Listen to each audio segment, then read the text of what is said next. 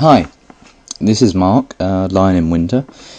I've not done a video presentation in a while, so forgive me if I say something incredibly stupid or if I waffle a bit. I am not known for being short. I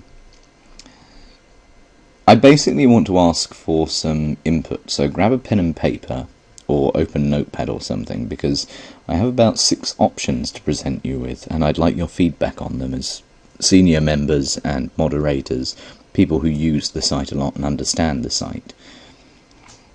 I would like you, though, to think about this from the first-time user's perspective.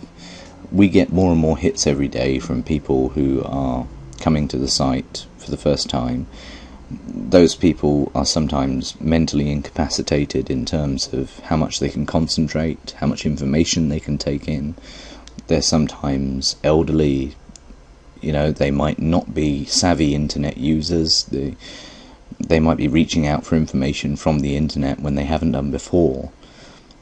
I think that as a site which is aimed at people with mental health issues, we have a particular responsibility to try and make our information presentable, easy to understand, and friendly to the user. Because we don't know the state of mind that the person that's coming to us is in, and we want them to be able to find what they need without having to struggle or without having to make an effort. And I think that's core to what DF is about. And I very much think that design should reflect intent. So the design that I'm trying to aim for is one which reflects our intent of presenting information and helping people. Now we have a fantastic theme which Lindsay has obtained for us by a company called Gabfire. The front page is looking fairly good, but we have a small issue with the categories and the archives, which I will now demonstrate. This is the archives list. Now this runs down one side of the page, and as you can see it's rather long, and this only goes up to April 2009, and we have a good decade's worth of information which Lindsay has carefully archived and made available to people. So we want to keep that information, and we want to make it presentable, and we want people to have access to it. The most obvious solution is to replace a long list like that with a select box. I'm putting this up here because I want to explain why I don't like the select boxes for something like this. If you have 10 years of information, 12 months per year, that's 120 entries, all represented by one line, select month. And I'm just thinking about a first-time user who comes to a page.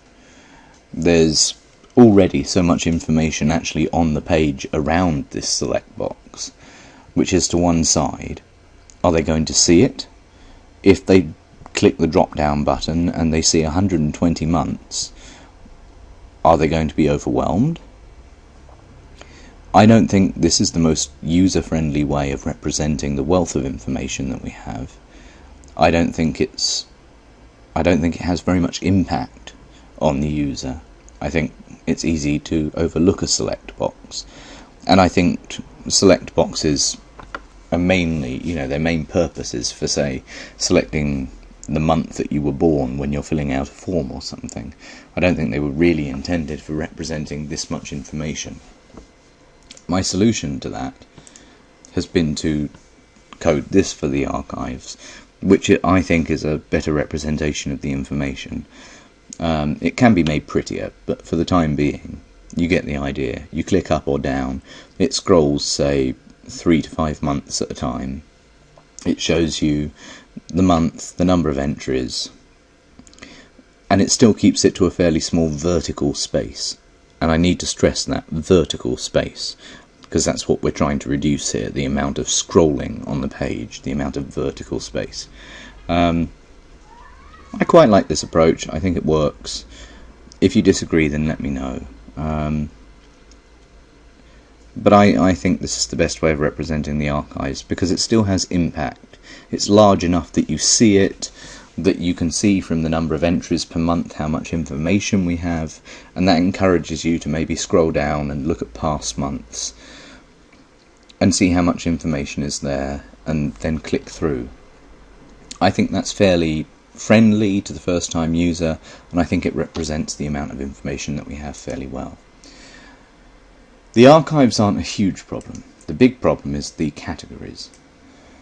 This is the categories from A to the start of G, and this has I've approached this with a brute force approach. You can see from, say, looking at the depression and suicide, which has got misrepresented here, but it starts with UK general practitioner and consumer blah blah blah. I reduced all of the category descriptions to 25 words with no HTML or line breaks, and it still represents this way. And this only goes from A to G, and yet you can see what a big long list that is. Obviously, if we put that on the page, it breaks it up hugely vertically. It causes a massive amount of scrolling. Now, we can reduce the categories, but we have 90 plus odd to start with. Even if we reduce it to 20 or 30, if you imagine how many 20 to 30 categories, how much space that would take up on a page, that's still a lot of space. Again, we could reduce that to a select box that looks like this, and that is your option number 1. So if you want to vote for select box, vote option number 1. I still don't like that, because again, when somebody sees the page, all they're going to see is select category. And I'm just thinking again of the first time user who comes to the page. They see all the information that's presented to them, and somewhere on the side is this box that says select category. And then they drop it down and they have to go through those, and I just don't know if that's the best representation of the amount of information that we have. I don't think the word select category sitting at the side of a page is adequate for the amount of information that Lindsay has so carefully archived over the years, and I don't think it's particularly friendly when you do drop it down. But that is option 1, the select box. Option 2, categories as what I would call a scrolling div. We get rid of the descriptions and we simply represent the category header in the same way as the archives. You click the up or down arrow and it goes 3 or 4 lines at a time, maybe 5, whatever, and you can go through the categories very quickly. And the benefit of this, obviously, is that again you can see that we have a lot of categories. You can see there are more available to you. It has a presence on the page. It's not a bad solution. You might like that. I don't know, I'm undecided. I think it's a reasonable representation, but there are other options. But that is your option number 2, scrollable div. Option number 3 is the cloud. Now, you see this more and more on the internet nowadays. Popular topics or popular categories represented as larger, bolder links, and the less popular categories represented as smaller, thinner links. I'm ambivalent about this because I think that to the web-savvy user this is understandable. So you see depression, therapy, medication, big and bold, and you can click on them and go to those categories. And then you see things like ADHD, Wellbutrin, smaller. So you intuitively get this idea that they're less popular.